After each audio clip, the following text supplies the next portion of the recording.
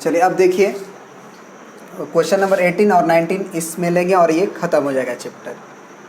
Question number 18 क्या कह रहा है कि in triangle ABC figure 10.18 which of the following is not true. मैंने इस चारों में से कौन सा जो है वो सही नहीं है। ठीक है, तो एक बात तो तय है कि इसमें वेक्टर्स को जोड़ने आपको आना चाहिए और कैसे कैसे जोड़ा जाता है वो भी। तो देखिए यहाँ इसका मतलब हुआ ए से आपको बी पे जाना है, तो ए से आपको बी पे जाना है। आप एक अलग ट्रायंगल बना लो उसी के जैसा, ए बना लो, बी बना लो, सी बना लो, बस एरो मत देना। ए टू बी जाना है मतलब ए से बी पे जाना है, चले गए। फिर बी से सी पे जाना है तो बी से ही स्टार्ट हुए सी पे गए, फिर सी से आपको ए पे आना है तो आप जहाँ पे गए थे वहीं पे आ गए। तो नेट डिस्प्लेसमेंट कितना हुआ आपका 0, क्योंकि ए से ए पे ही आ गए तो A B plus B C plus C है 0 वेक्टर, यानी कि ये ट्रू है। फिर इस पे आओ ए बी वेक्टर, एक अलग ट्रायंगल फिर से बना लो, ये ए मान लो, ये बी मान लो, सी मान लो। ए से बी पे गए, ठीक है, बी से सी पे गए, ठीक है, फिर ए सी लिखे हो, ए टू सी का माइनस, माने ए टू सी गए ना, ए से सी पे पहले जाओ, गए ए टू सी, लेकिन उसका माइनस माने पलट दो एरो, मतलब फिर ए पे ही आ गए, मतलब A B plus B C plus C यही तो है। क्यों? क्योंकि इसको हम लोग अगर पलट के लिखें तो ये यही है, A B vector plus B C vector, अगर ए सी को पलट दे सी ए वेक्टर तो माइनस हो जाएगा। तो अगर ऊपर वाला सही है तो नीचे वाला तो वही लिखा हुआ है, तो ये भी ट्रू होगा। आते हैं तीसरा पे, फिर एक अलग figure A B C. A B vector मतलब ए से बी पे पहुँचो, बी सी वेक्टर मतलब बी से सी पे पहुँच गए, फिर माइनस सी ए वेक्टर लिखा हुआ है। ये गलत है लग रहा है, क्योंकि अगर इसको पलटोगे भी तो ये plus of A C vector बनेगा, है ना, क्योंकि minus C A vector is equal to plus A C vector. तो अब ज़रा सोचो तो क्या ए बी वेक्टर और बी सी वेक्टर को जोड़ेंगे और उसमें ए सी वेक्टर भी जोड़ेंगे तो क्या वो 0 वेक्टर होगा? नहीं होगा। क्यों नहीं होगा? क्योंकि देखो ये होगा क्या एक्चुअली, अगर आपको बताना चाहें कि ये क्या होगा तो वो वेक्टर को आप देखो, A B vector plus B C vector. अब ये क्या करो ना कि इस वेक्टर को यहाँ पे ट्रांसफ़र करो पैरेलली ऐसे, तो ये ऐसे जा रहा है तो ये ऐसे ही पैरेलली शिफ्ट होगा। इस ए सी का लेंथ इसी का लेंथ के बराबर रखना, तो ये ए सी वेक्टर हो गया। अब सोचो कि ये A B vector plus B C vector plus A C vector होगा, A B vector plus B C vector और फिर प्लस सी ए वेक्टर किए तो वो कितना हो जाएगा? वो तो काफ़ी बड़ा हो जाएगा। ए टू सी ये वाला वेक्टर कह सकते हो आप, दिस वेक्टर हो जाएगा। This is not a zero, तो दिस इज़ फॉल्स।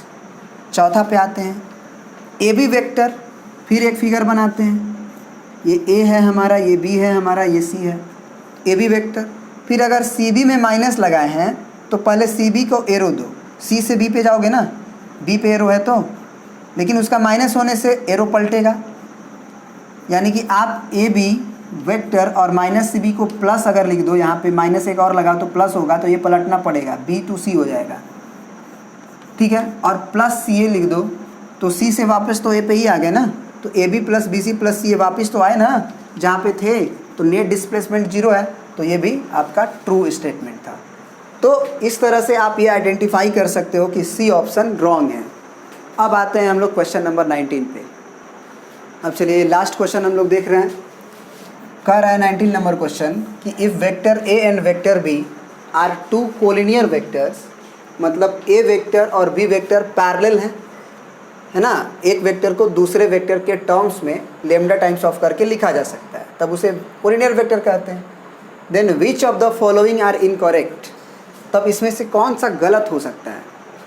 कह रहा है बी वेक्टर बराबर lambda times of A vector for some scalar lambda, तो ये तो गलत होगा ही नहीं क्योंकि ऐसा ही लिखा जाता है।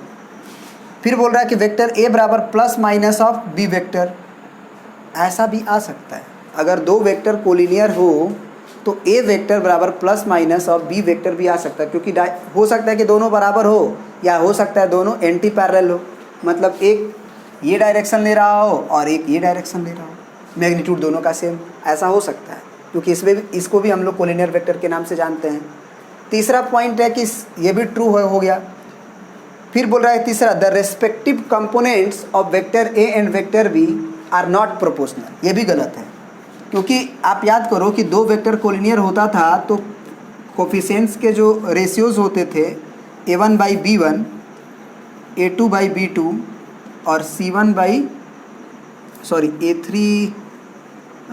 बाई b3 वो बराबर प्रोपोर्शनल होते थे, लेमडा के बराबर होते थे अगर वेक्टर ए और वेक्टर बी कोलिनियर होते थे तो। और वेक्टर ए में हम ये लिखे थे a1 i cap plus a2 j cap plus a3 k cap, और बी वेक्टर में लिखे थे हम लोग b1 i cap plus b2 j cap और प्लस b3 k कैप। तो अगर ए वेक्टर बी वेक्टर के साथ कोलिनियर है तो इनके रेस्पेक्टिव कंपोनेंट्स मतलब a1 b1, a2 b2 और a3 b3 का जो प्रोपोर्शनलिटी है वो इक्वल आता था।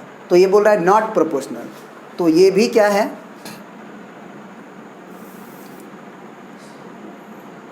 Not proportional. ये तो होना चाहिए, मतलब यही को इनकरेक्ट है ना। एक मिनट देख लेते हैं हम, आर नॉट प्रोपोर्शनल। फिर है चौथा ऑप्शन कि both vectors vector A and vector B have same direction but different in magnitude. Same direction तो नहीं भी हो सकता है, अपोजिट भी तो हो सकता है कोलिनियर में। ये वेक्टर और ये वेक्टर हो जाए, इसको भी तो हम लोग कोलिनियर के नाम से जानते हैं। तो ये भी भैया क्या है, बट डिफरेंट मैग्नीट्यूड। ये तो ठीक है, मैग्नीट्यूड डिफरेंट होंगे, लेकिन vector A and vector B के सेम डायरेक्शन होगा, ये बात जो है वो गलत बोल रहा है। तो ये this is the also an incorrect option, क्योंकि दो वेक्टर्स अगर कोलिनियर हैं तो ये बात सही नहीं है कि vector A and vector B have same direction हो और बट डिफरेंट मैग्नीट्यूड हो, ये भी इनकरेक्ट है। तो दो ऑप्शन इसमें आया incorrect, option C and option D, this is also incorrect. ठीक है, अब नेक्स्ट वीडियो में हम लोग स्टार्ट करेंगे प्रोडक्ट ऑफ वेक्टर्स, यानी कि दो वेक्टर्स का मल्टीप्लाई एक तरीका से किया जाता है, डायरेक्ट नहीं कर सकते हैं, dot product and cross product, और उस पे बेसिस पे क्वेश्चंस अब हम लोग नेक्स्ट वीडियो में पढ़ेंगे। आज इतना ही, ठीक है, धन्यवाद।